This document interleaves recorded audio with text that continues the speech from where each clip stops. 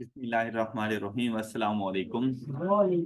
Previous lecture में हम लोगों ने डेप्रिसिएशन मेथड्स में straight line method and reducing balance method को डिस्कस कर लिया था। आज के लेक्चर में हम लोग थर्ड मेथड ऑफ डेप्रिसिएशन को डिस्कस करेंगे जो कि हमारे पास होता है यूनिट्स ऑफ प्रोडक्शन मेथड। अच्छा, ये बिल्कुल बड़ा ही सिंपल सा मेथड है। ये बिल्कुल ऐसे ही है जैसे स्ट्रेट लाइन मेथड में आप लोगों ने कहा था कि depreciable amount divided by useful life.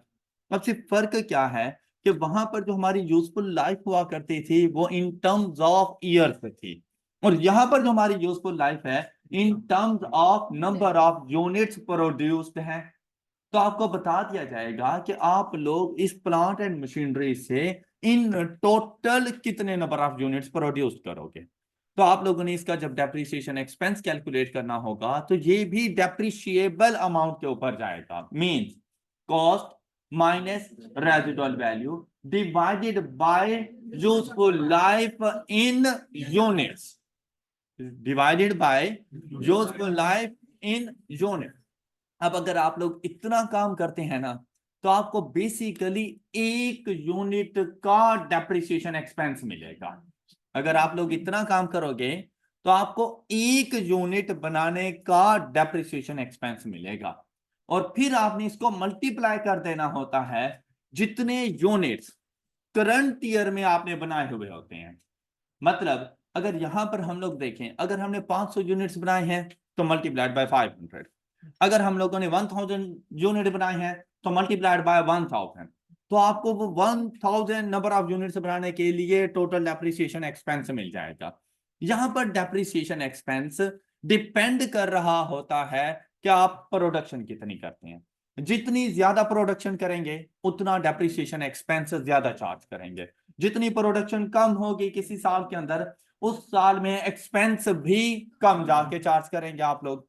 अब यहां पर देखें, उसने सबसे पहले आपसे कहा कि भाई आपने अगर ये काम किया cost minus residual value divided by useful life, तो इससे आप लोगों को मिल जाना है एक rate. Rate means that per unit depreciation expense.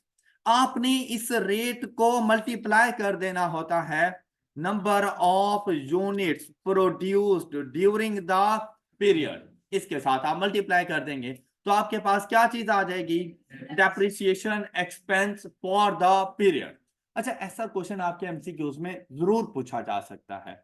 अब इसके लिए देखें, उसने कहा कि in this method depreciation is charged is calculated by expressing the useful life of an asset in terms of its expected total output and allocating the annual charge to depreciation based on actual output। अब ये दोनों बातें आपको question में given होंगी कि आपकी expected total output कितनी है और आप लोगों के पास during the year actual output क्या है आपके पास।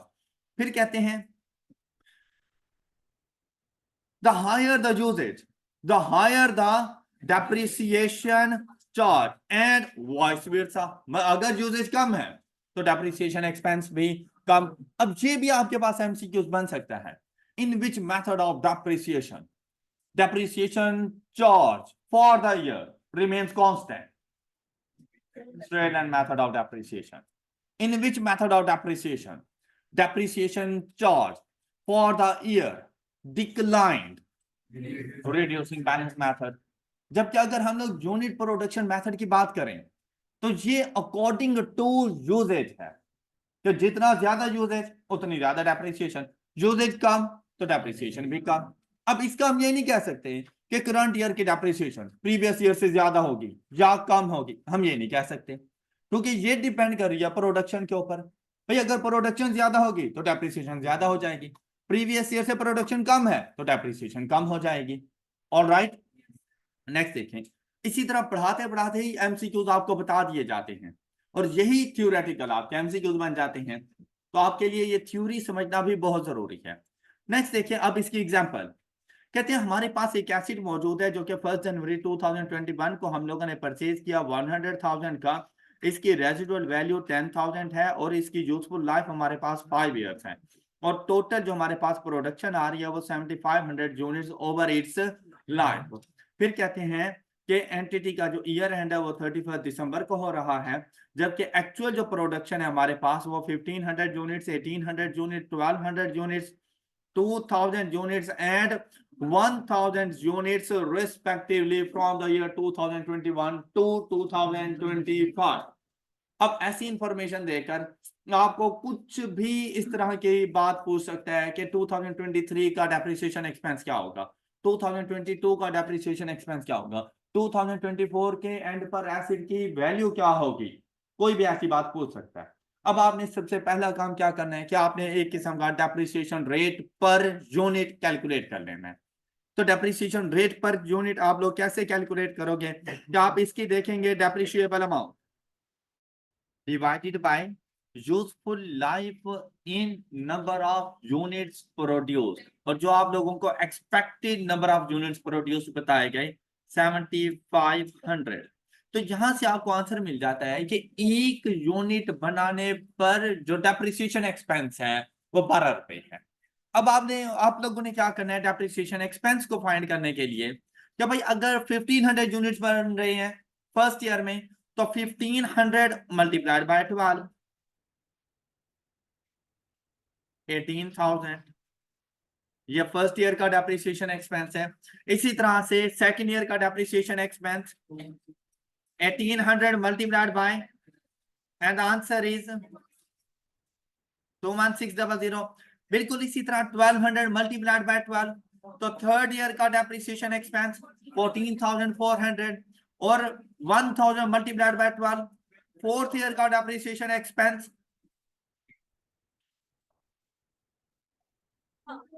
2000 से 24,000, एंड 1000 से लास्ट ईयर का डेप्रिसिएशन एक्सपेंस 12,000। और आप लोग देखें ये जो टोटल नंबर ऑफ यूनिट्स उसने आपको बताए, इन सब का सम 7500 यूनिट्स के इक्वल हो जाता है।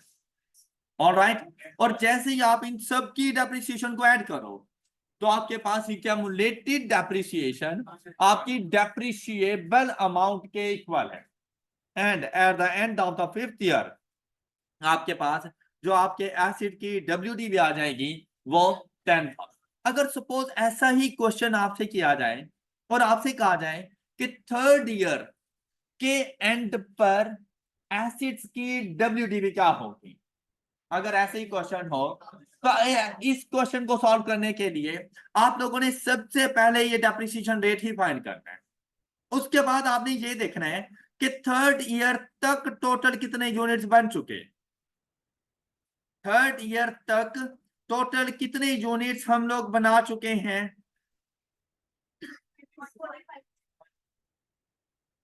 4500, तो 4500 मल्टीप्लाइड बाय 12, ये आप लोगों के पास एक्यूमुलेटेड डेप्रिसिएशन है at the end of third year.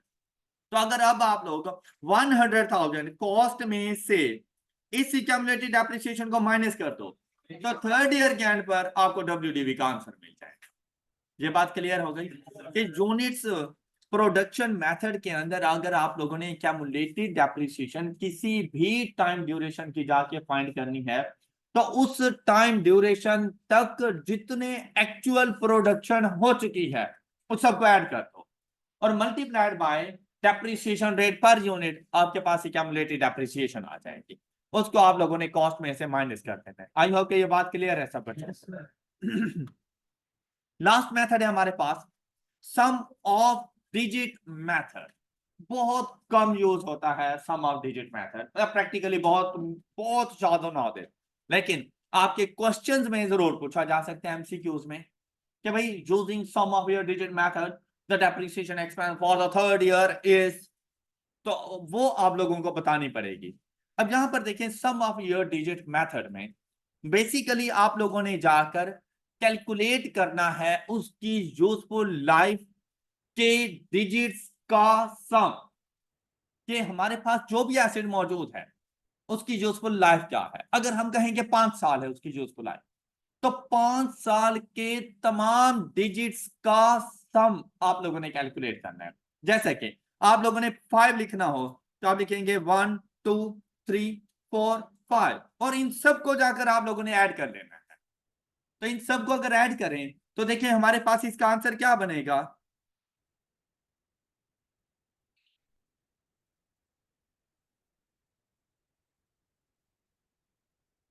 तो आपके पास सम ऑफ डिजिट्स वो आपके पास 15 आ जाता है। सम ऑफ डिजिट्स आपके पास 15 आएगा।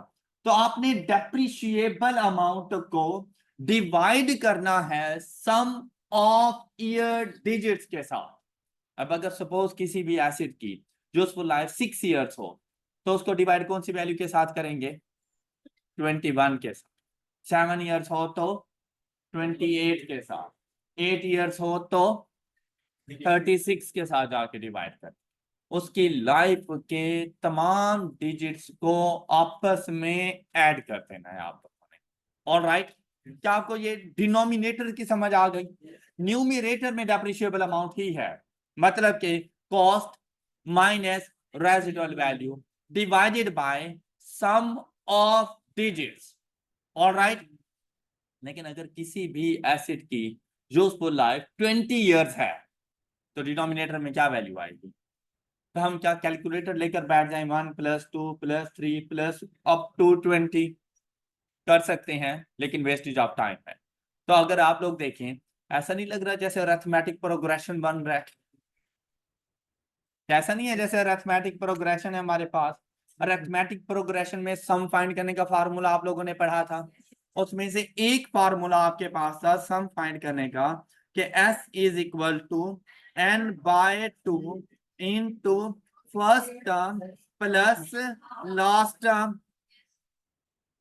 ऑलराइट, तो बेटा अगर लाइफ 5 साल है तो लास्ट टर्म भी तो 5 है, नंबर ऑफ टर्म्स भी तो 5 है। लाइफ 10 साल है तो लास्ट टर्म भी 10 है, नंबर ऑफ टर्म्स भी 10 है।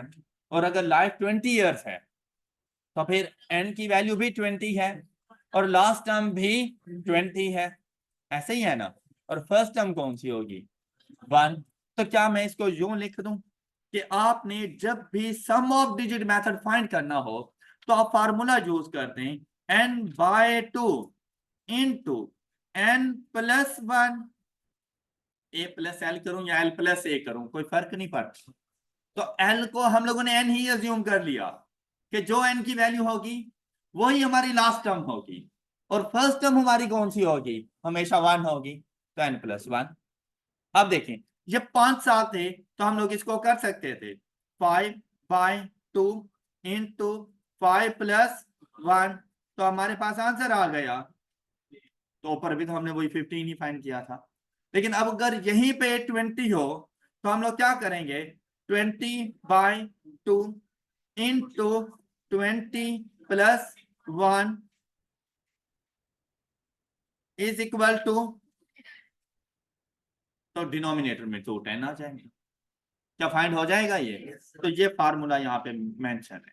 तो ये फार्मूला कोई न्यू फार्मूला नहीं है कि सम ऑफ ईयर डिजिट मेथड में हमारे पास सम ऑफ ईयर डिजिट फाइंड करने का मेथड है, फार्मूला है n × n+1 डिवाइडेड बाय 2। तो ये बेसिकली आपकी क्वांटिटेटिव मेथड में मैथमेटिकल प्रोग्रेशन में अरिथमेटिक प्रोग्रेशन के सम फाइंड करने का फार्मूला है। बात क्लियर हो गई सब बच्चों को? अच्छा, अब देखिए, सबसे पहला काम तो आपने करना है कि depreciable amount divided by sum of year digit. अब अगर हम लोगों ने डेप्रिसिएशन चार्ज करनी है फर्स्ट ईयर की, अब हम लोगों ने किस तरह से इसको लेके चलना होगा? देखिए, ये वाली अमाउंट तो अब कांस्टेंट आ जाएगी। ऐसे समझ लें जैसे एक किस्म का रेट आपके पास आ गया। हमारे पास डेप्रिशिएबल अमाउंट है, ये देखें एग्जांपल चेक करें, 100,000, 10,000, 5 ईयर लाइफ। तो सम ऑफ ईयर डिजिट हमारे पास कितना हो जाएगा? अब अगर मैंने डेप्रिसिएशन चार्ज करनी है तो ये देखें कुछ इस तरह से डेप्रिसिएशन चार्ज होनी है। ईयर 1, 2, 3, 4, 5। ये बात कंफर्म है कि मैं 90,000 डिवाइडेड बाय 15 करूंगा। 90,000 डेप्रिशिएबल अमाउंट डिवाइडेड बाय, क्या ये बात क्लियर है सब बच्चों को? हर किसी के साथ ये ऐसे ही आएगा, लेकिन इसको मल्टीप्लाई किसके साथ करना है? अब देखिए, जब हमारे पास यूनिट प्रोडक्शन मेथड था तो मल्टीप्लाई किया जाता था एक्चुअल आउटपुट के साथ, ऐसा ही है ना? लेकिन यहां पर मल्टीप्लाई किसके साथ करना है? अगर देखिए टोटल लाइफ कितनी है तो उसका रिवर्स लिखना शुरू कर दो, 5, 4, 3, 2, 1। ओके, तो फर्स्ट ईयर के लिए अगर डेप्रिसिएशन फाइंड करनी है तो multiplied by useful life, second year के लिए करनी है तो यूजफुल लाइफ में से 1 साल का, थर्ड ईयर के लिए करनी है तो यूजफुल लाइफ में से 2 साल का, फोर्थ ईयर के लिए करनी है तो यूजफुल लाइफ में से 3 साल का। क्लियर? और लास्ट ईयर के लिए करनी है तो फिर मल्टीप्लाइड बाय 1। ये बात क्लियर हो गई सब बच्चों को? तो आपने यूजफुल लाइफ का रिवर्स लेके चलना शुरू कर देना है कि फर्स्ट अब 5 साल थे तो 5 4 3 2 1, 5 साल की डेप्रिसिएशन पूरी हो गई। अब इस तरह से अगर देखें तो ये भी बिल्कुल ऐसे ही है जैसे रिड्यूसिंग बैलेंस मेथड के स्टार्ट की ईयर की डेप्रिसिएशन ज्यादा चार्ज करेंगे और सब्सिक्वेंट ईयर्स की डेप्रिसिएशन कम चार्ज होनी है। अब यहां पर देखिए आपके पास डेप्रिसिएशन एक्सपेंस क्या बन रहा है 30,000, इधर देखें तो आपके पास डेप्रिसिएशन एक्सपेंस बन रहा है 24,000 जी, नेक्स्ट 18,000, नेक्स्ट एंड नेक्स्ट। और अगर इन तमाम डेप्रिसिएशन एक्सपेंस को ऐड करो तब भी cumulative depreciation at the end of the useful life 90,000 ही बनेगी जो आपने स्टार्ट में कही थी। और एसिड्स की WDV आप लोगों के पास 10,000 के इक्वल होगी जो कि उसकी रेजिडुअल वैल्यू। ऑलराइट, अब अगर आपसे पूछा जाए कि आप लोग थर्ड ईयर की डेप्रिसिएशन, थर्ड ईयर के एंड पर एसिड्स की WDV बताओ, थर्ड ईयर के एंड पर एसिड्स की WDV, तो आप लोगों ने यहां पर डेप्रिसिएशन क्या चार्ज की थी, यहां पर डेप्रिसिएशन क्या चार्ज की है? तो देखिए थर्ड ईयर के एंड पर टोटल डेप्रिसिएशन कितनी चार्ज कर ली आप लोगों ने जी 72। तो आपके पास एसिड की WDV क्या आ रही है 28,000। क्या ऐसे ही है? अच्छा, अब आप लोगों ने क्या करना है कि जब आपसे पूछा जाए कि थर्ड ईयर के एंड पर एसिड्स की WDV क्या होगी तो आप लोगों ने बिल्कुल ऐसे ही depreciable amount multiplied by sum of year digit divided by sum of year digit and multiplied by. अब आप लोगों ने देखना है कि फर्स्ट ईयर के लिए अगर सपोज थर्ड ईयर के बाद जाना है तो फर्स्ट ईयर के लिए मल्टीप्लाइड बाय 5 करना था, ऐसा ही था ना? सेकंड ईयर के लिए, थर्ड ईयर के लिए तीनों को ऐड कर दो 5 4 3 and answer is multiplied by 12 कर। तो आपके पास देखें वैल्यू आ जाएगी डायरेक्ट एक्यूमुलेटेड डेप्रिसिएशन, मतलब ईयर वाइज डेप्रिसिएशन फिर कैलकुलेट करने की जरूरत नहीं है। अगर डायरेक्ट एक्यूमुलेटेड डेप्रिसिएशन फाइंड करनी है तो उन तमाम डिजिट्स को आपस में ऐड कर। ये बात क्लियर? ये बात क्लियर? अच्छा, क्या मुझे अब WDV फाइंड कर सकते हैं ना आप लोग? WDV is 28,000, right? अच्छा, क्या WDV उसकी रिमेनिंग वैल्यू है हमारे पास? आप लोगों ने एक्यूमुलेटेड डेप्रिसिएशन ऐसे ही फाइंड की, कॉस्ट में से जाकर आप लोगों ने उसकी एक्यूमुलेटेड डेप्रिसिएशन को लेस किया, आपको WDV का आंसर मिल गया। और इसी तरह आपको एग्जांपल नंबर 11 भी क्लियर हो गई। अब यहां पर देखिए इसने क्या लिखा हुआ था, कहते हैं in this method depreciation is calculated by multiplying the depreciable amount by a fraction where numerator is the remaining life of the acid at the start of the period and the denominator is the sum of all the years useful life at the start of ownership. This method results in stepwise lower depreciation. अब देखें बेटा, reducing balance method में और इस method में फर्क क्या है? रिड्यूसिंग बैलेंस मेथड में बाय परसेंटेज वैल्यू डिक्रीज होती है, मतलब डेप्रिसिएशन एक्सपेंस के दरमियान जो आपको डिफरेंस मिलता है ना वो सेम नहीं मिलता। मतलब जैसे आप लोगों ने AP और GP पढ़ा, अरिथमेटिक प्रोग्रेशन के दरमियान कॉमन डिफरेंस पाया जाता है, ज्योमेट्रिक प्रोग्रेशन के दरमियान कॉमन रेशियो पाई जाती है, तो रिड्यूसिंग बैलेंस मेथड के दरमियान कॉमन रेशियो है जबकि यहां पर कॉमन डिफरेंस है। बस इतने सा फर्क है। स्टेप बाय से मुराद, अब देखिए आपने डेप्रिसिएशन एक्सपेंस कितना कहा था फर्स्ट ईयर का 30,000, सेकंड ईयर का, थर्ड ईयर का। क्या ऐसा नहीं लग रहा जैसे हर साल का depreciation expense is decreased bye 6,000? इसीलिए स्टेप वाइज है। लेकिन अगर रिड्यूसिंग बैलेंस मेथड पे चलते हैं तो उसके दरमियान डिफरेंस सेम नहीं था, वो बाय परसेंटेज डिक्रीज हो रहा होता है। तो वो एक किस्म की ज्योमेट्रिक प्रोग्रेशन बनती है। Got it? पढ़ चुके हो ना एपीजीपी? तो अब ये बात समझना आपके लिए ज्यादा इजी है। अब नेक्स्ट देखें, this method results in stepwise lower depreciation in the later year of useful life। तो डेप्रिसिएशन एक्सपेंस के लिए कहता है depreciable amount multiplied by remaining years divided by sum of year digits, और sum of year digit find करने का उसने formula बता दिया। अब बात आती है रिमेनिंग ईयर्स। बेटा यहाँ पे ना रिमेनिंग ईयर्स में बच्चे हो जाते हैं जरा कंफ्यूज। जैसा कि अगर मैं आपसे एक बात कहूँ कि भाई मेरे एक एसिड की लाइफ है 5 साल, पहला साल गुजर गया, मैंने उनका डेप्रिसिएशन एक्सपेंस चार्ज कर दिया, मैं दूसरे साल के एंड पर, और डेप्रिसिएशन एक्सपेंस हमेशा साल के एंड पे कैलकुलेट होता है। क्या मुझे बता सकते हो दूसरे साल के एंड पर एसिड की यूजफुल लाइफ रिमेनिंग कितनी है? बस यहीं पे मिस्टेक हो जाती कि आप लोगों ने वो 3 नहीं लेनी, remaining useful life at the start of the year देखनी है, at the end of the year नहीं देख। मतलब मैं इसको ना आसान से वर्ड्स में कहूँ, जब आप लोग सेकंड ईयर की डेप्रिसिएशन एक्सपेंस चार्ज करने लगे थे तो उस टाइम पर आप इन टोटल कितने साल की डेप्रिसिएशन चार्ज कर चुके हो? तो सिर्फ 1 साल की। तो कितने साल का डेप्रिसिएशन एक्सपेंस चार्ज करना बाकी है? तो वो आएगा। अब जब आप सेकंड ईयर को अकाउंट फॉर कर देते हो, थर्ड ईयर में जब जाते हो, लाइफ है 5 साल, तो बेटा थर्ड ईयर में डेप्रिसिएशन 2 साल की चार्ज कर चुके हो, अभी 3 साल बाकी हैं, तो मल्टीप्लाइड बाय 3, जितने ईयर्स बाकी हैं उसकी लाइफ के मल्टीप्लाई उससे हो जाता है। जो मैंने आपसे कहा ना 5 4 3 2 1, वो इस तरह से है। अब देखो अगर लास्ट ईयर में मैं बात करूं तो लास्ट ईयर में तो उसकी लाइफ खत्म हो गई है, क्या मैं मल्टीप्लाइड बाय 0 करूं?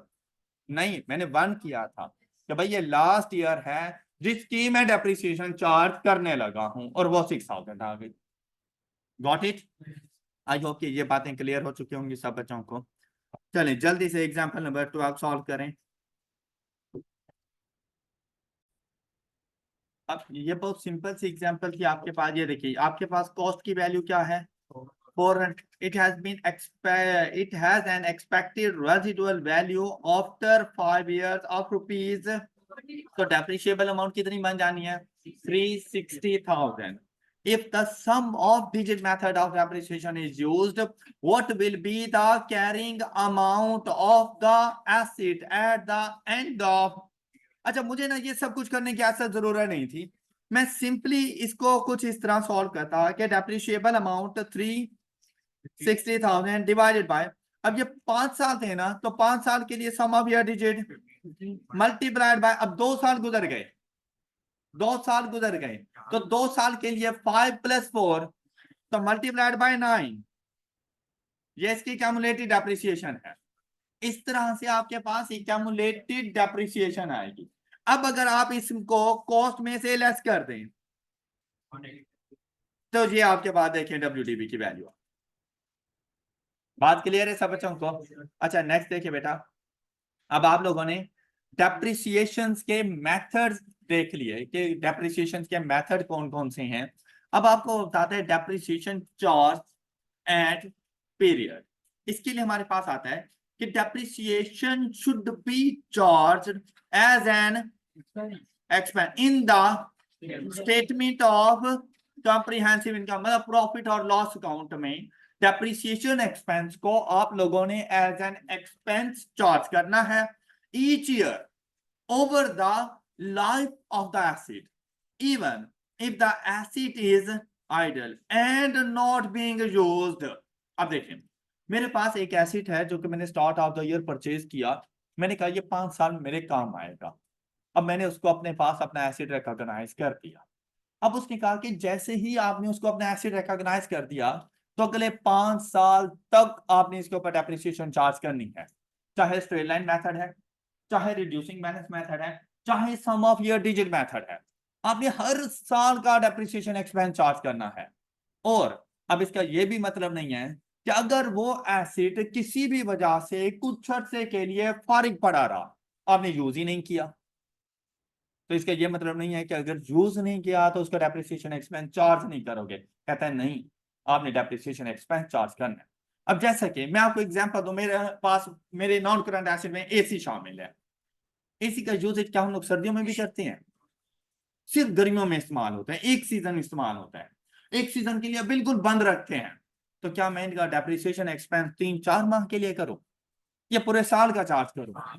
यही बात अकाउंटिंग ने कही है कि जब आपके पास आपका एक एसेट आ गया, आपने उसकी यूजफुल लाइफ को डिटरमिन कर दिया, तो अब उसकी यूजफुल लाइफ के एंड तक आपने हर साल उसका डेप्रिसिएशन एक्सपेंस चार्ज करना है। बात क्लियर? नेक्स्ट देखें। However, under usage method of depreciation, जी आ गई है इसकी एक्सेप्शन। क्या कि कोई भी डेप्रिसिएशन मेथड यूज करोगे ना तो डेप्रिसिएशन एक्सपेंस आए। चाहे आपका एसिड कहता है एडिट रखा हुआ है, नॉट इन यूज है, आपने डेप्रिसिएशन चार्ज करनी है, लेकिन मेरे पास एक प्लांट एंड मशीनरी है और इस साल उससे प्रोडक्शन ही नहीं हुई, तो नंबर ऑफ यूनिट प्रोड्यूस्ड क्या आएंगे? 0।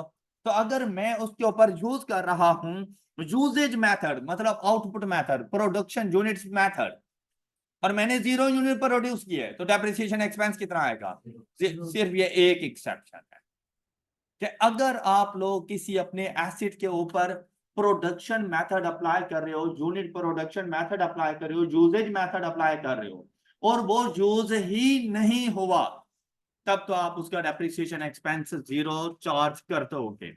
लेकिन अगर उसके ऊपर स्ट्रेट लाइन मेथड था, रिड्यूसिंग बैलेंस मेथड था, या सम ऑफ ईयर डिजिट मेथड था, हर हाल में डेप्रिसिएशन चार्ज करोगे, चाहे उसको यूज कर रहे हो या नहीं कर रहे। बात क्लियर हो गई? ये बात आपसे पूछी जा सकती है कि in from the following depreciation method, which method depreciation expense is 0? तो वो आप लोगों ने यूजेज मेथड को टिक कर दिया कि यूजेज मेथड में किसी भी साल का डेप्रिसिएशन एक्सपेंस 0 चार्ज हो सकता है, इसके अलावा कोई ना कोई अमाउंट जरूर चार्ज हो। ऑल राइट, नेक्स्ट देखें। कहते हैं the depreciation charge can be 0 while there is, तो प्रोडक्शन के ना होने की वजह से under usage method of depreciation the depreciation expense will be 0। Alright, next देखें। कहता है लैंड इज नॉट डेप्रिशिएटेड, बहुत इंपॉर्टेंट पॉइंट, लैंड को कभी भी डेप्रिशिएट नहीं करना। क्यों नहीं करना? तो आपके माइंड में बात आती है क्यों नहीं करना? क्योंकि इसकी वैल्यू ज्यादा होती जाती है। ये कोई रीजन नहीं है, हर लैंड की वैल्यू नहीं ज्यादा होती। आप अगर पीस ऑफ लैंड देखें तो कुछ पीस ऑफ लैंड ऐसे भी हैं जिनमें जो जरखेजी होती है ना, वो डे बाय डे कम होती जाती है और वो लैंड अपनी वैल्यू खो देती है। तो ये जरूरी नहीं कि हर लैंड में पीस ऑफ लैंड जो आपके पास है उसकी वैल्यू में इंक्रीज आएगा, ये जरूरी नहीं है। लैंड को डेप्रिशिएट इसलिए नहीं किया जाता क्योंकि उसकी यूजफुल लाइफ को डिटरमिन नहीं कर सकते, इसलिए हमने उसको डेप्रिशिएट नहीं करना। तो ये एक इंपॉर्टेंट क्वेश्चन है एमसीक्यूज में, तो आपसे पूछा जा सकता है land is not depreciated because its value increased day by day, it has no useful life. तो आपने it has no useful life को टिक करना है। No useful life means that infinite life है इसकी, जिसकी वजह से हम इसको डेप्रिशिएट नहीं करते। Alright, because it has indefinite, infinite, useful line। अब ये देखो, ये वो एक लाइन थी जिसे एक एमसीक्यूज बन जाता है और इसके 2 मार्क्स हैं, और ये वो एक लाइन है जो बच्चे पढ़ते हुए स्किप कर जाते हैं और बाद में उन्हें पता ही नहीं होता असल में रीजन थी क्या। जब आपके पास ये क्वेश्चन आता है, आप में से 99% इसको टिक करते हैं क्योंकि उसकी वैल्यू इंक्रीज होती है, तो ये कोई लॉजिक्स नहीं। ऑलराइट, हमेशा डेप्रिसिएशन होती है प्रोपोर्शनेट बेसिस पर ओवर द पीरियड ऑफ जो उसको लाइफ, इसकी लाइफ ही हम डिटरमिन नहीं कर पा रहे, तो इसको डेप्रिशिएट कैसे करें? Got it? नेक्स्ट देखें। कहते हैं कमेंसमेंट ऑफ डेप्रिसिएशन, कि आप लोगों ने डेप्रिसिएशन को स्टार्ट किस दिन करना है, कब से डेप्रिसिएशन शुरू होगी। ये बात याद रखिएगा कि क्वेश्चन साइलेंट हो तो आपने फुल ईयर डेप्रिसिएशन ले लेनी है, लेकिन अगर उसमें डेट्स गिवन हो तो अकॉर्डिंग टू डेट आपने डेप्रिसिएशन चार्ज करनी होती है। अब किस तरह कहते हैं, depreciation must be charged from the date the asset is, ये रूल है कि जब आपके पास एक एसेट अवेलेबल फॉर यूज हो जाए उस दिन आपने उसकी डेप्रिसिएशन चार्ज करनी है। उस दिन नहीं जब आपने उसको परचेज किया, उस दिन नहीं, उस दिन नहीं जब वो एसिड आपके पास पहुंचा, उस दिन भी नहीं डेप्रिशिएट करना। उस दिन डेप्रिसिएशन चार्ज करनी है जिस दिन वो अवेलेबल फॉर यूज हो। तो इसके लिए आपके पास एक एग्जांपल आ सकती है कि आपके पास एक एसिड है जिसको आपने परचेज किया 1 जनवरी को, आप तक पहुंचा वो 28 फेब तक, फिर आपने उसकी इंस्टॉलेशन वगैरह करवाई तो 31 मार्च हो गया, और वह एसिड अवेलेबल फॉर यूज हुआ 1 अप्रैल को, और आपने फिर उसके लिए, आपको पता है इफ्तिताही तकरीब करवाई जाती है, वो इफ्तिताही तकरीब अब अवेलेबल फॉर यूज 1 अप्रैल को हो गया, 31 मार्च तक उसकी इंस्टॉलेशन चलती रही, लेकिन आपने जो उसके ऊपर जो प्रोडक्शन स्टार्ट की, एक्टिव वर्क जब आपने उसको यूज किया वो 1 मई था। आपसे पूछा जाएगा डेप्रिसिएशन कब स्टार्ट करें। अब ये डिफरेंट डेट्स आपको इसी तरह से दे देंगे, आपको सारी स्टोरी सुना दी, और आपके पास एमसीक्यूज होगा। The commencement of depreciation will start from, अब उसमें ऑप्शन में होगा from 1 January, from 28 Feb, from 31 March, from 1 April, from 1 मई। तो फिर क्या आंसर आएगा? 1 अप्रैल अवेलेबल फॉर यूज। अब जब अवेलेबल फॉर यूज हो गया, अब एसिड को कोई परवाह नहीं तुम उसे कब यूज करते हो, अब वो तुम्हारा मोहताज नहीं है। एसिड देखो यहां पे ये नहीं लिखा हुआ था when you will use the acid, पहला साल तुम यूज ही ना करो, जबकि यही बात ऊपर आपको बता के आ रहे थे कि भाई चाहे आपका एसिड अवेलेबल फॉर यूज, मतलब आप यूज नहीं कर रहे हैं उसको, चाहे अब वो आइडल फारिग रखा हुआ है, डेप्रिसिएशन चार्ज करना, लेकिन कब से? जब वो खुद अवेलेबल फॉर यूज हो। अब इंस्टॉल ही नहीं हुआ तो मैं उसको क्या यूज करूं? लाजमी बात है मैं इंस्टॉलेशन का वेट करूंगा, और जब तक इंस्टॉलेशन नहीं हो जाती तब तक तो वो मेरा एसिड ही नहीं बनता। जब उसकी इंस्टॉलेशन कंप्लीट हो जाती है तब आके वो मेरा एसिड बनता है। ऑल राइट, वह अदरवाइज आपने पहले भी पढ़ा था जब हम लोग कॉस्ट को डिटरमिन कर रहे थे कि जब तक आपका एसिड अवेलेबल फॉर यूज नहीं होता तब तक के तमाम एक्सपेंसेस उसकी कॉस्ट ऑफ एसिड का पार्ट बनते रहते हैं। पढ़ा था ना? तो बेटा डेप्रिसिएशन भी तो उसी पे चार्ज होनी है। जब आपको कॉस्ट का ही नहीं पता तो डेप्रिशिएट किसको करोगे? तो पहले उसकी कॉस्ट को डिटरमिन करो। All right, next, I hope कि ये बात समझ आ चुकी है। अब कहते हैं this may be earlier than the date it is, जैसे अभी आपको एग्जांपल दी कि मेरे पास अवेलेबल फॉर यूज 1 अप्रैल को हो गया, लेकिन मैंने किस दिन यूज किया? 1 में, earlier than the date when it is actually use. लेकिन डेप्रिसिएशन 1 मई से स्टार्ट नहीं होगी, डेप्रिसिएशन कब से स्टार्ट हो जाएगी? 1 अप्रैल। क्लियर? नेक्स्ट देखें, एंड ऑफ डेप्रिसिएशन। क्या हम लोगों ने डेप्रिसिएशन को एंड कब करना है? अभी स्टार्ट कब बता दिया, अब एंडिंग की तरफ। तो आपके ख्याल में किसी भी एसिड के लिए उसका जो डेप्रिसिएशन है कब तक चार्ज करनी चाहिए? At the end of useful life, कि भाई उसकी यूजफुल लाइफ के एंड तक आप उसको डेप्रिशिएट करते हैं।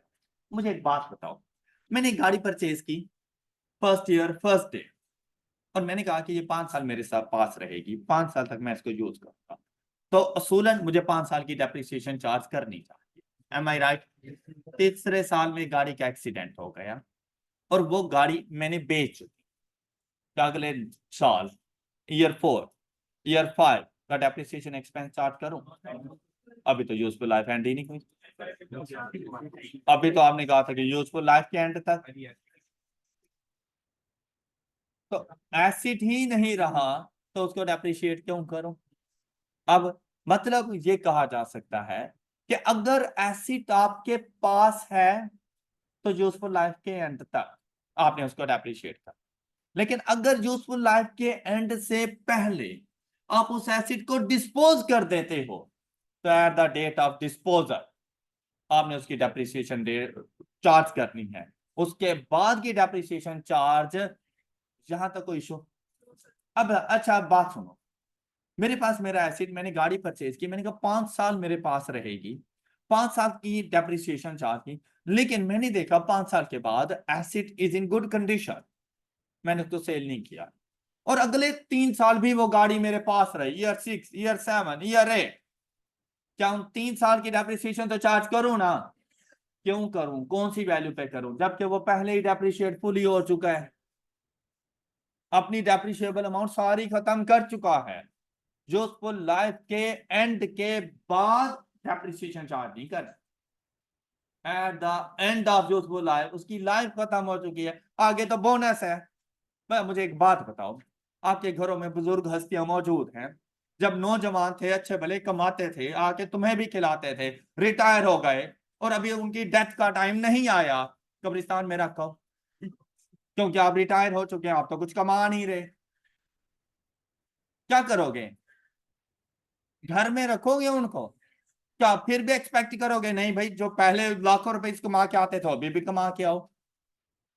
एसिड भी तो वही है, क्या आपको ये बेनिफिट देता रहा, और जब तक बेनिफिट यूजफुल लाइफ थी आप उसको डेप्रिशिएट कर रहे थे, जब यूजफुल लाइफ एंड हो गई है बस अब उससे दुआएं लेनी है, अब उसको मजीद डेप्रिशिएट नहीं करना, अदरवाइज डेप्रिशिएट करते करते करते क्यूमुलेटिव डेप्रिसिएशन नेगेटिव में चली जानी, वो बहुत हाई होने की वजह से उसकी कैरिंग अमाउंट नेगेटिव में। मैं आप एक एसिड अपने पास रिकॉर्ड करोगे, property plant and equipment -10,000, is it possible?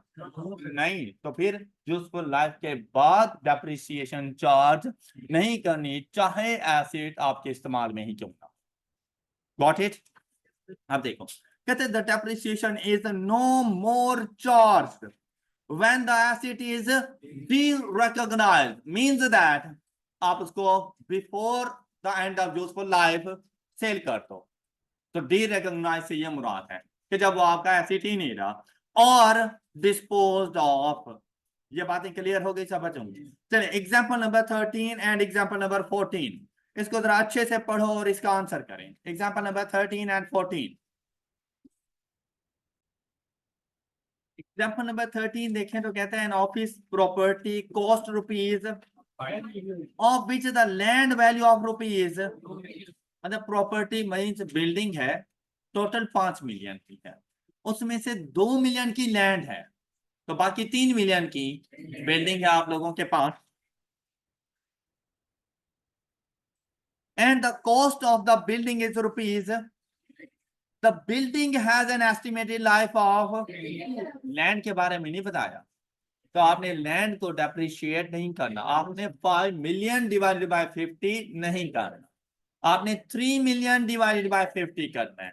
फिर कहता है what is the annual depreciation charge on the property using straight line method, तो 3 मिलियन डिवाइडेड बाय 50, तो हम लोग पर ईयर डेप्रिसिएशन एक्सपेंस कितना चार्ज करेंगे, और at the end of the year मेरे पास जो एसेट की वैल्यू होगी वो 5 मिलियन में से 60,000 लेस कर देंगे, तो आपके पास रिमेनिंग वैल्यू आ जाएगी 4940,000, उसके ऊपर जाके आपकी प्रॉपर्टी रिकॉर्ड होगा। ऑलराइट, नेक्स्ट देखें एग्जांपल नंबर 14, जो कॉन्सेप्ट उसने अभी आपको बताया उसी की टेस्टिंग हो रही है कि कब कमेंसमेंट होनी है, कब सीजेशन ऑफ डेप्रिसिएशन, मतलब एंड ऑफ डेप्रिसिएशन कब होनी है। देखें, कहते हैं an entity constructed a building for its own use, the building has completed on 1st July 2008, अब ये बिल्डिंग कंप्लीट हो चुकी है, it means that available for use है, एंड ऑक्युपाइड ऑन 1 सितंबर 2000, जबकि हमने अपनी जो शिफ्टिंग की उसमें वो 1 सितंबर में जाकर की।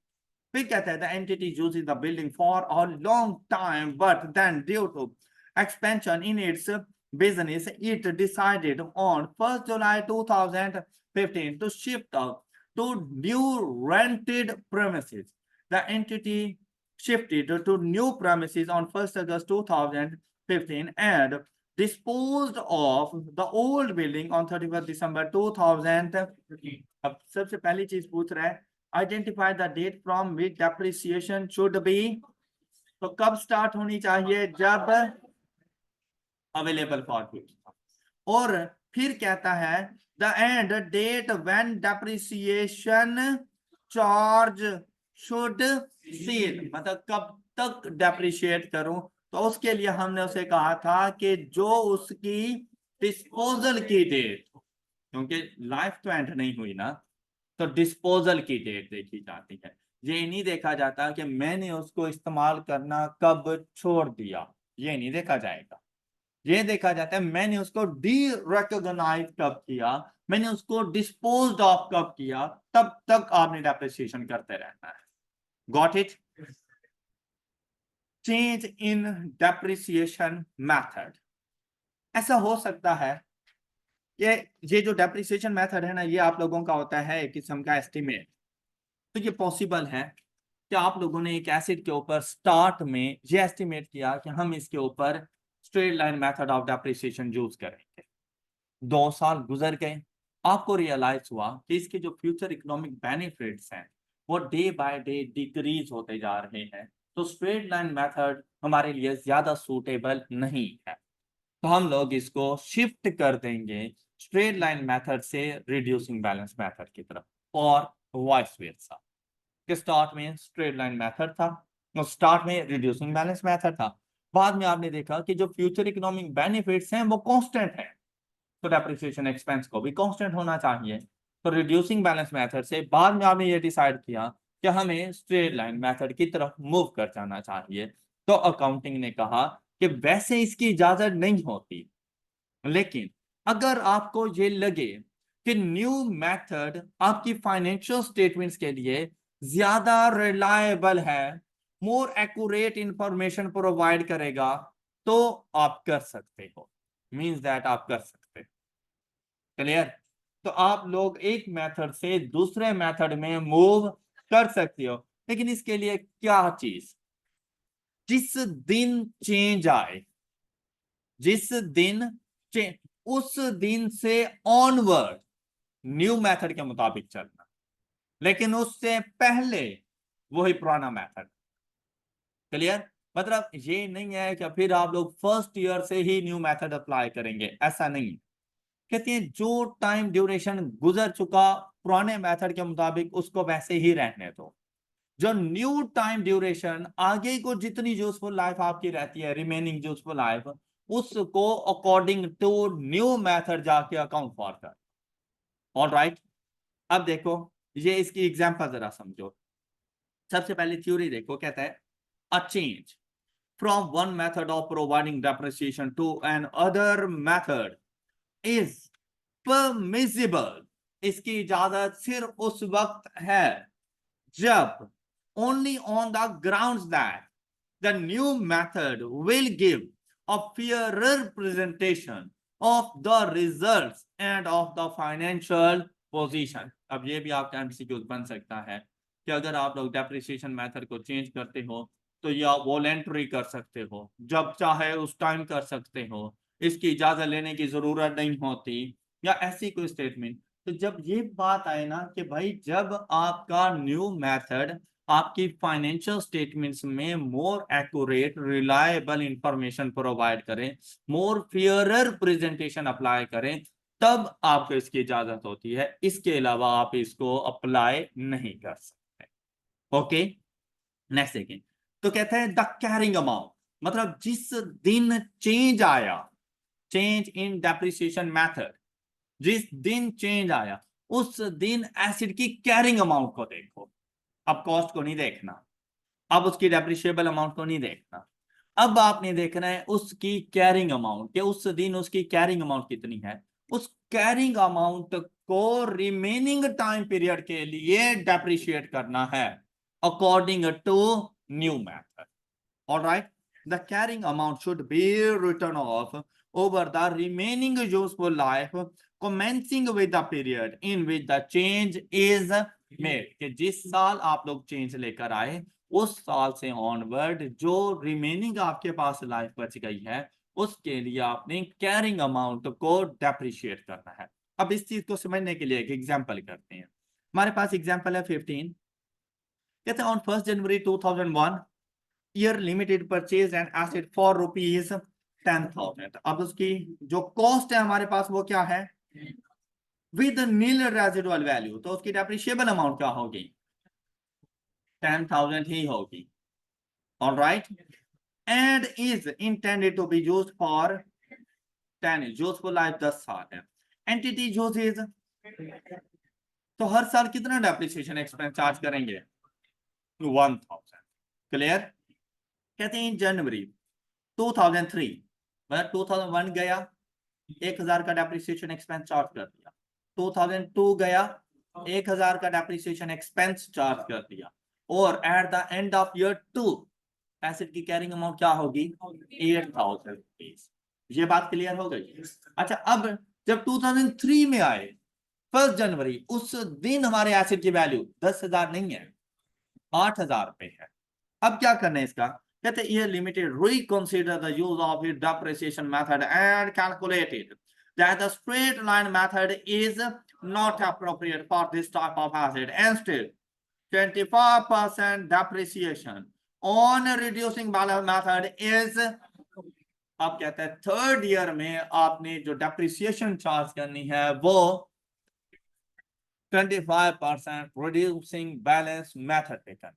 तो भाई जाओ कर दो, उसने रेट बता दिया।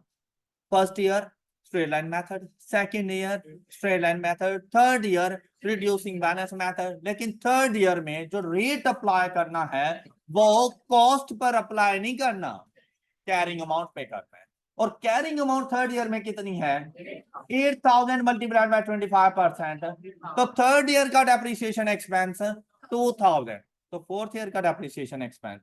अब 8000 में से 2000 गया तो रिमेनिंग कैरिंग अमाउंट 6000 का 25%, तो फोर्थ ईयर का डेप्रिसिएशन एक्सपेंस 1500 आ जाएगा। ऑलराइट, अब यहाँ पे देखो उसने ये 2004 तक का डेप्रिसिएशन एक्सपेंस पूछा था, तो ये देखें। क्या ये बात समझ आ गई सब बच्चों को, क्लियर। अच्छा, मैं अगर इसको उलट कर दूं कि यहां पर अगर हम लोग ये कह दें कि भाई स्ट्रेट लाइन मेथड नहीं है, यहाँ पे रिड्यूसिंग बैलेंस मेथड है एट अ रेट ऑफ 25%, और यहां पर जो आपके पास मेथड है वो स्ट्रेट लाइन मेथड है। SLM stands for straight line method and RBM stands for reducing balance method। जल्दी से कैलकुलेट करो।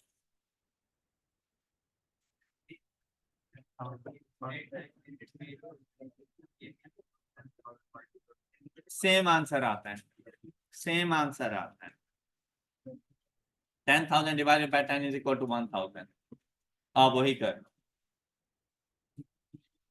जी, जल्दी से अब इसको सॉल्व करें। अगर हम लोग इसको थोड़ा सा रिवर्स कर दें तो हमारे पास आंसर क्या आएगा।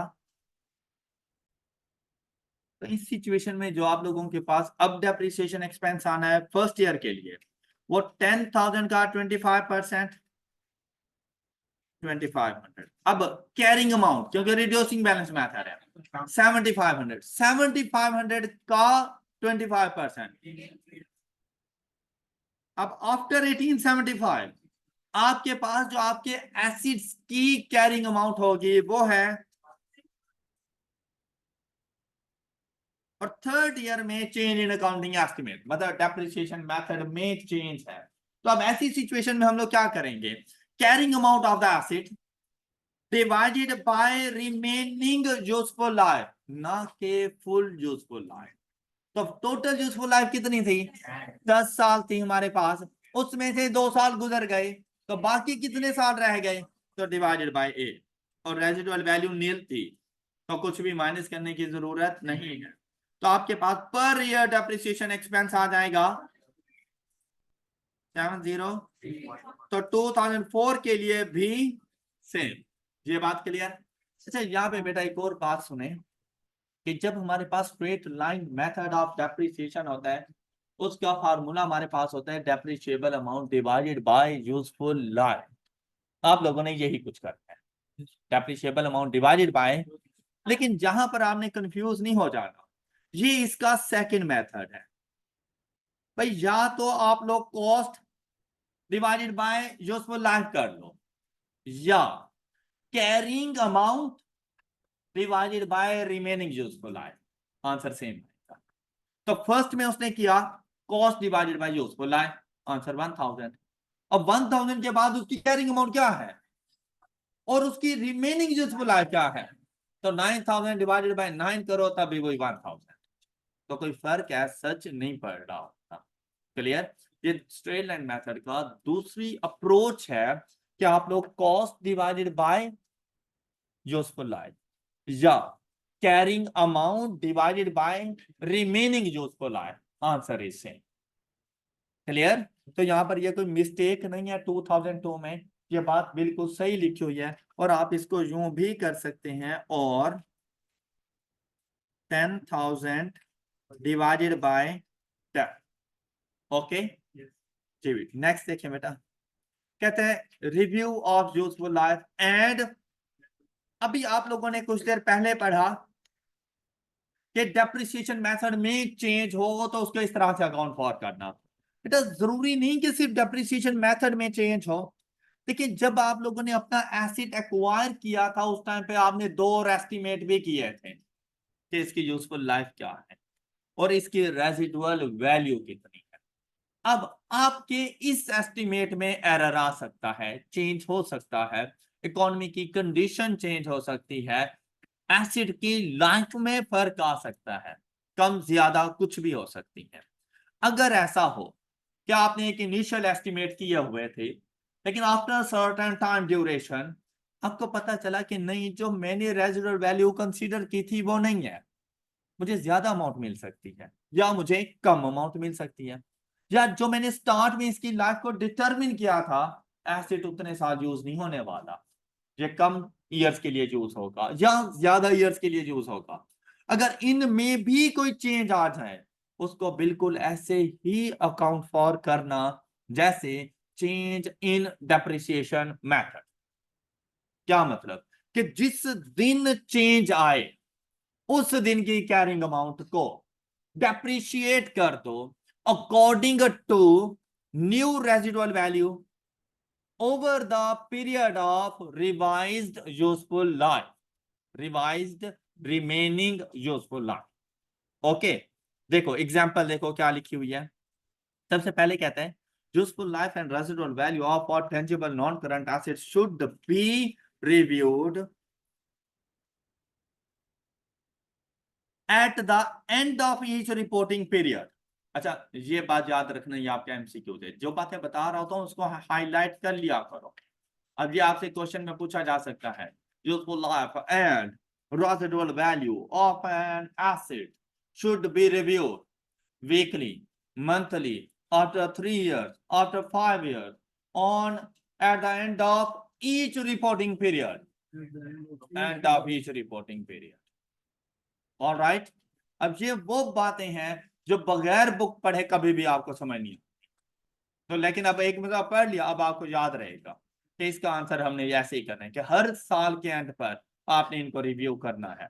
और अगर कहता है and revised if expectations are significantly different from previous estimate, it means that कि बेटा अगर कोई 19-20 का फर्क हो तो मतलब कोई फर्क नहीं है, आपका एस्टिमेट है, फिर चेंज करने की जरूरत नहीं है। मतलब आपने रेजिडुअल वैल्यू का एस्टिमेट किया हुआ था 3000 और आज आपको लगा ये 3100 है, या आज आपको लगा ये 2900 है, तो मतलब कोई बात नहीं 3000 ही रहने तो चेंज करने की जरूरत नहीं। क्यों? क्योंकि ये सिग्निफिकेंट चेंज नहीं है। लेकिन अगर आज आपको लगा कि ये 4000 है या ये 2000 है, उसको जाके चेंज कर दो, ये सिग्निफिकेंट चेंज है। जो यूजफुल लाइफ को आपने डिटरमिन किया हुआ था 10 साल, 2 साल के बाद रिमेनिंग यूजफुल लाइफ है 8 साल, आपको लगा नहीं ये 8 साल नहीं है, ये तो 7.5 साल है, तो मतलब ना करो चेंज। आपको लगा ये 8 साल नहीं है ये 5 साल है, अब जाके चेंज करो। क्लियर? तो मतलब थोड़ा बहुत स्लाइटली सा डिफरेंस है तो it means that no difference, no need to change. लेकिन अगर एक सिग्निफिकेंट चेंज है तो आप लोगों ने चेंज को अकाउंट फॉर करना है। अब देखें कहते the carrying amount of the asset at the date of revision less any residual value should be depreciated over the revised remaining useful life. अब इसकी एग्जांपल देखें। 12,000 रुपए का हमारा एक एसेट है 1 जनवरी 2001 को, उसकी रेजिडुअल वैल्यू है 2000 और यूजफुल लाइफ है 10 ईयर और डेप्रिसिएशन का मेथड है, फिर कहता है 2003 में, मतलब 2003 में चेंज आ गया है, 2003 का जो डेप्रिसिएशन आप लोगों ने चार्ज करनी है वो अकॉर्डिंग टू न्यू मेथड ही करनी है या न्यू रिवाइज्ड वैल्यूज करनी है। Water Limited reviewed the useful life and residual value. It was estimated that the asset's remaining useful life is now, हालांकि हमारे पास बनती कितनी थी 8 साल, 8 साल रिमेनिंग यूजफुल लाइफ 8 साल, लेकिन उसने कहा ये 8 नहीं है ये 5 है। उसने टोटल नहीं बताया, उसने रिमेनिंग यूजफुल लाइफ बताई कि ये 8 नहीं है ये 5 है। फिर देखो कहता है हाँ मतलब तो फिर एसिड की टोटल यूजफुल लाइफ कितनी हो गई इसके मुताबिक 7 ईयर्स, 5 साल है 2 साल गुजर चुके तो टोटल 7 है। क्लियर। फिर कहता है however the estimated residual value has been estimated to 3। अब हमने 2001 से लेके 2004 तक डेप्रिसिएशन बतानी है। मेथड कौन सा है हमारे पास, तो फर्स्ट ईयर का depreciation expense 12,000 less 2,000, 10,000 depreciable amount divided by 10, तो ईयर 1 के लिए 1,000, ईयर 2 के लिए 1,000 and at the end of year 2 and start of year 3 the carrying amount of the asset is 10,000। all right, ये बात समझ आ गई। 12,000 में से 2,000 एक्यूमुलेटेड डेप्रिसिएशन है वो माइनस हो गई तो कैरिंग अमाउंट कितनी आ गई 10,000। 10,000 लेस करेंगे revised useful life, sorry, revised residual value, and the revised residual value is and divided by remaining revised useful life, और remaining revised useful life is 7 से नहीं डिवाइड कर दें, जो चेंज के बाद कितना अरसा है वो लाइफ आपने लेकर आनी और वो 5 साल है। तो यहाँ पे देखें 7,000 divided by 5 is equal to, तो हर साल का डेप्रिसिएशन एक्सपेंस अब चार्ज करोगे 14। Any issue? आई होप कि आप लोगों को डेप्रिसिएशन से रेलिवेंट जो भी कॉन्सेप्ट है अच्छे तरीके से समझ आ गए होंगे। अब नेक्स्ट लेक्चर में इंशाल्लाह अकाउंटिंग फॉर डेप्रिसिएशन हम लोग डिस्कस करेंगे। कंप्रीहेंसिव एग्जांपल्स मैं आप लोगों को खुद से सॉल्व करवाऊंगा, लेकिन आप लोगों ने आज के दिन ऑब्जेक्टिव बेस्ड क्वेश्चन सारे सॉल्व करके आने हैं। आप लोग सारे ऑब्जेक्टिव बेस्ड क्वेश्चन सॉल्व कर सकते हैं और वो कंप्लीट होने चाहिए ताकि हम लोग कल उनकी डिस्कशन कर सकें। That's all for today। अपना ख्याल रखिएगा, नेक्स्ट लेक्चर में मिलेंगे। अल्लाह हाफिज।